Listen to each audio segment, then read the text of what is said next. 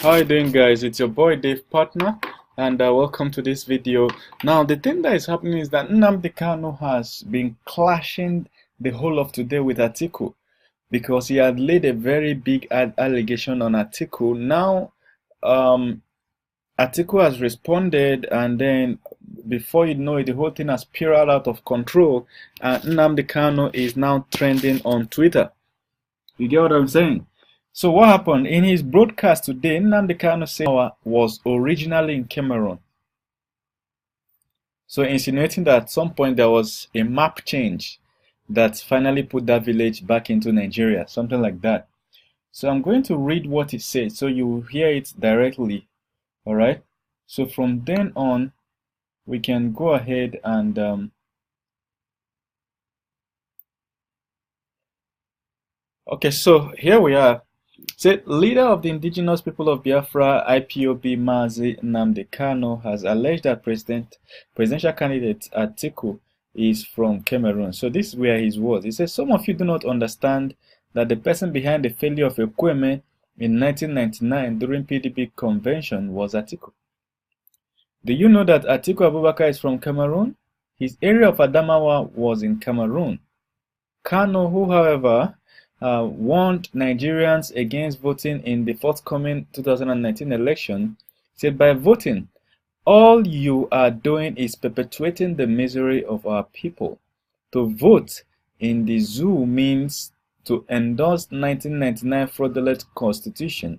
By voting, all you are doing is perpetuating the misery of our people. On calling off the referendum given to Biafrans on boycott the 2019 election, Kanu called on the government to sign the document given to them. According to him, that is the only way the 2019 election will not be boycotted by Biafrans. Alright, don't even think of quitting this video because Atiku has replied, and I will show you what Atiku said. Alright, then I'll show you what's going on Twitter. Now, this is the point you need to subscribe to my channel if you're watching for the first time. There's a red subscribe button below this place. I'm moving my mouse. Click on it once to subscribe, alright? Okay, so this is said, Atiku Abubakar, former vice president and presidential candidate of PDP, has challenged Nnamdi Kanu, leader of the IPOB, to provide evidence that he is a Cameroonian. Said, do you know that Atiku Abubakar is from Cameroon? His area of Adamawa was in Cameroon. However, speaking in a chat with Daily Independent, Paul Ibe, Atiku's media aide, said the onus lies on Kanu to supply proof that his principal is an indigene of Cameroon. You media should ask him to supply the proof. It is not the man that is being accused that you will ask. It is the person who made the allegation that you will ask to bring his proof of where Atiku is from or not from. Okay, so this is the second stage, and now look at the last one that is happening so far before we even talk about it. So Nnamdi Kanu has started trending on Twitter. As you can see, it's trending right now as we speak on Twitter. So, and what's happening? Just that he said that Atiku is from Cameroon, that is what is trending. And this one, Chuki Onaderete said Nnamdi Kanu is a mere criminal, a fraud. He has collected payment from Buhari to do this, and he is in London enjoying while fools like you are here doing a fraudulent job for him. This one said, you must be really gullible to fall for Nnamdi Kanu again. He is out of the country, living large, telling you in Nigeria not to vote for your future. This one said, don't be silly. Atiku has offered restructuring, which most Igbos have clamored for over the years. Shouldn't common sense move you all closer to Atiku? You are here following Nnamdi Kanu that rightfully valued his late dog Jack over some of you mega idiots. Mr. One Nigeria, well done. Okay, keep protecting the integrity of our deterred nation. I'm looking for this. This one said Atiku is from Cameroon. Nnamdi Kanu. Bamidele said, Biafra president, please tell us his village. Jare, so we can deport him sharp sharp. I think that's what Nnamdi Kanu should have done. He should have mentioned the village to substantiate his claim. This was said Sudan vs Cameroon vs February, venue Nigeria. Yeah, that's what it means now. What's happening in February is now Cameroon, which is Atiku vs Jubril. Jubril is Sudan. So it's Cameroon vs Sudan struggling to rule Nigeria. That's what it means. Now, you need to understand that other people are now in danger. We're not talking about this, right? Other people are now in danger that of being branded from another country. For instance, where will Showore come from now? If Buhari is from Sudan and Atiku is from Cameroon, somebody was saying on Twitter that Showore will be from Somalia. You know, I think this whole thing started when, if you guys followed the whole thing well, this whole thing started when Buhari he was so ill, he went to London for treatment and he stayed almost 90 days, or is it more than? I can't remember, 100 and something days. So then Nnamdi Kanu gave a speech, said that Buhari will not return, that he's dead, that the only thing that can come back is his corpse or something like that. So, but eventually Buhari came back. You get?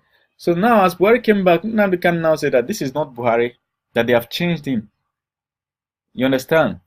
Because one way to look at it is that he didn't want to go back on his word that Buhari is dead, because he spoke with so much assurance. Another way is that maybe he actually has inside information to know that Buhari was cloned. But I once made a video here showing that it's not possible to clone someone like that without having given birth to the person. The only way to clone people to be identical is that both of them have to be born, or their second identical person needs to be born. That clone must be born through a womb. You can't clone an adult. Alright? So the way they do clone is they take your DNA and insert it into the womb of a woman that just took in. So the baby the woman will now born will be identical to you. But the problem is that the age will be different. You'll be at your normal age, but your clone will be a small child. The clone still has to grow like a small child. The other thing is that as it's growing, it will be looking identical to you when you were small. You get? When it becomes your age, it will be identical to you. That's how clones work. Now, of course, face change is possible. I showed you guys videos where they did face change. You understand? After they did all those face change, guess what happened? The person that they changed their face will not look.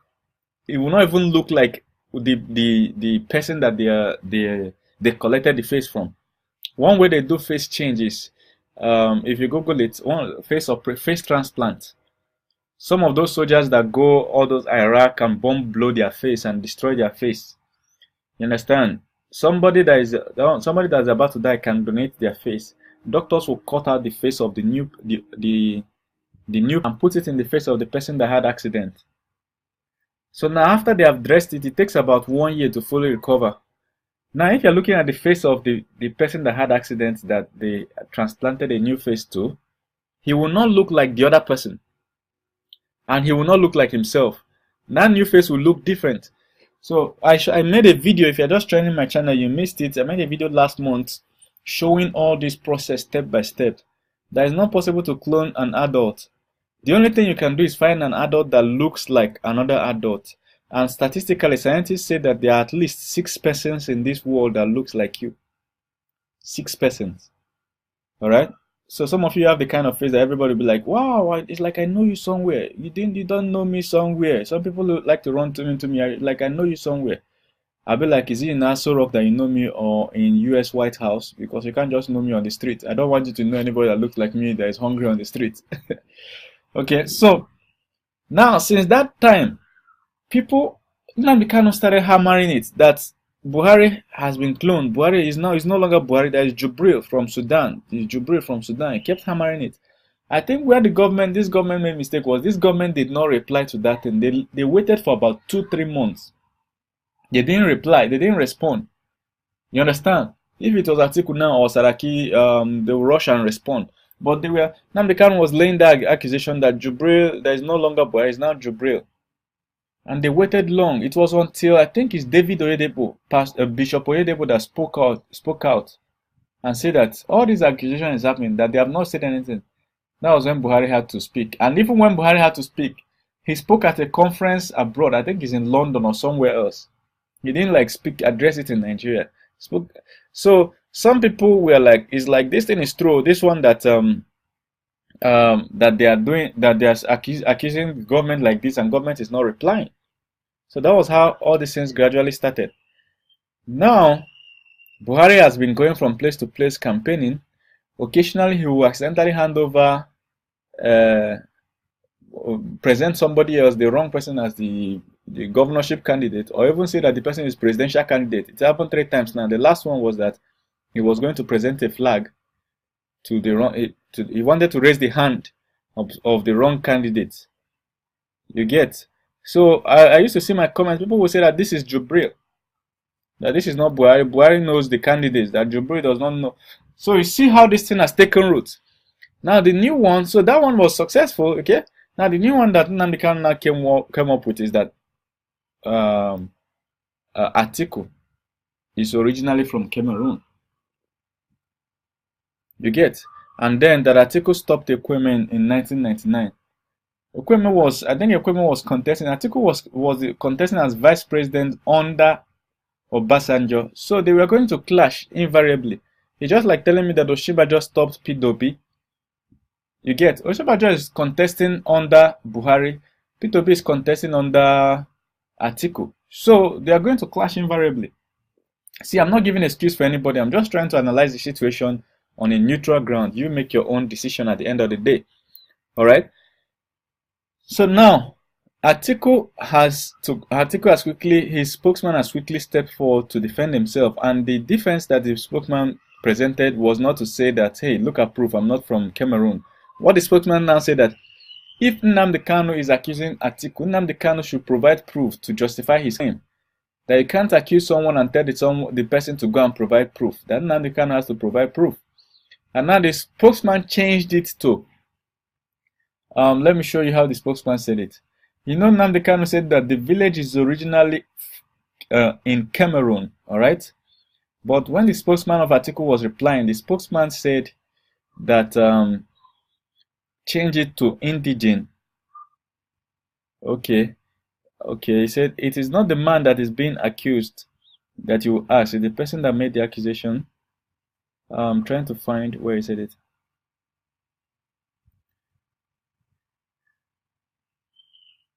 I think he's the author that made that, the Independent NG, said, however, speaking in a chat with Daily Independent, Paul Ibe, Atiku's media aide, said that the onus lies on Nnamdi Kanu to supply proof that the principal is an indigene of Cameroon. So if you observe, and you see that Nnamdi Kanu didn't say that Atiku is an indigene of Cameroon. He said that he's from Cameroon, that the village where he stayed, the town where he's from originally in Adamawa, used to be in Cameroon. Now, the thing now is, let's look at the importance. Why is it important that you are at a place that used to be in one country that is now in another country? Like, of what importance is it? Like in Nigeria now, what we're looking for is, what Biafrans are looking for is the president that will grant Biafra referendum, right? Now, what the rest of Nigeria is looking for is a president that will do what? That will rule Nigeria better. That somebody's village, maybe it's not even maybe before he was born. You understand? I don't know when they changed Nigerian map to accommodate that. I don't know whether it's even happened, but I'm assuming that it happened.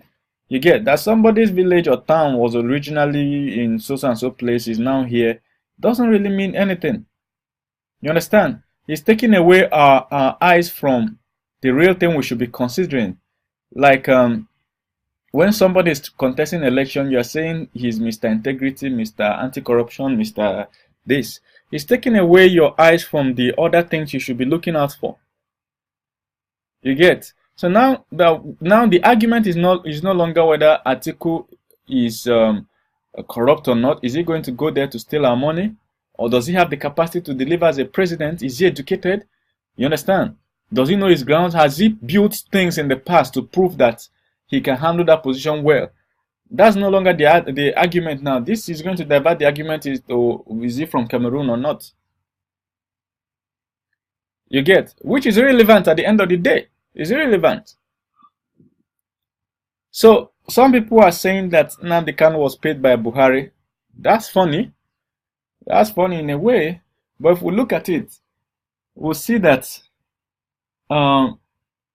somebody was in 2016 that if Buhari wants to win, what he would do is, if anybody picks a candidate from the east, Buhari will simply release Nnamdi Kanu to tell the whole east not to vote.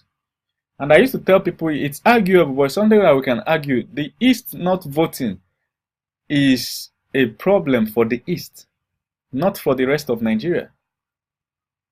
You understand? The west will vote, which means the west determines who becomes president. The north will normally vote one person. That's how the north votes.